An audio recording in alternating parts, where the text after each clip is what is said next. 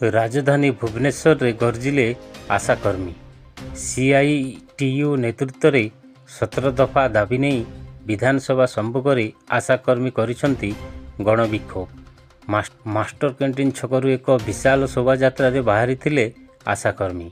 आशाकर्मी मानंकु स्थायी कर्मचारीर मान्यता प्रोत्साहन राशि परिवर्ते मासिक दरमा बाबदकु 26,000 टंका देवाकू दाबी करिसेंती आशाकर्मी संघ।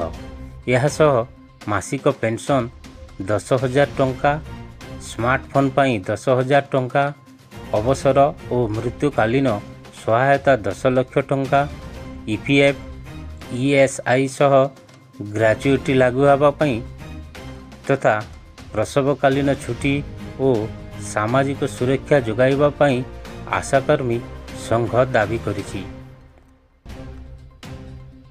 पूर्व सूचना अनुजाई विभिन्न दाबी नहीं 2018, 2022 और 2023 मध्य आशाकर्मी माने आंदोलन को ओह्लाइथिले।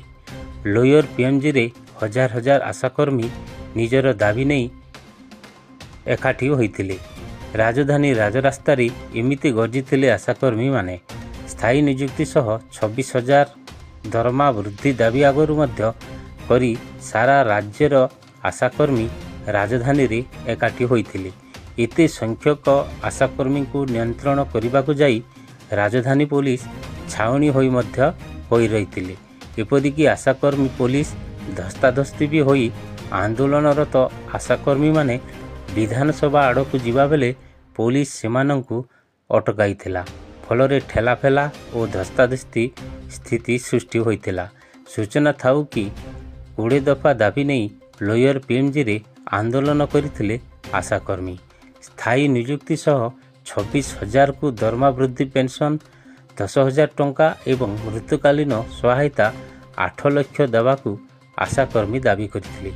बारंबार प्रतिवाद और धारणा पर भी सरकार शुणु नथिबारु आज हजार हजार संख्यार आशाकर्मी एकाठी होई आंदोलन को ओह्लाइथिले। एबे आशाकर्मी कहिसेंती सरकार आमे दाबी पूरण न करिबा जाए आमे आंदोलन को प्रत्याहृत करिबु नाही। सरकार दाबी गुड़ी को तुरंत कार्यकारी न कले आंदोलन को तीव्रतर कराजिबो बोली संगठन तरफरु चेतावनी दिया जायछि। एमिति अनेक गुरुत्वपूर्ण खबर जानिबा पई आम चैनल को लाइक और सब्सक्राइब करिनियंतु।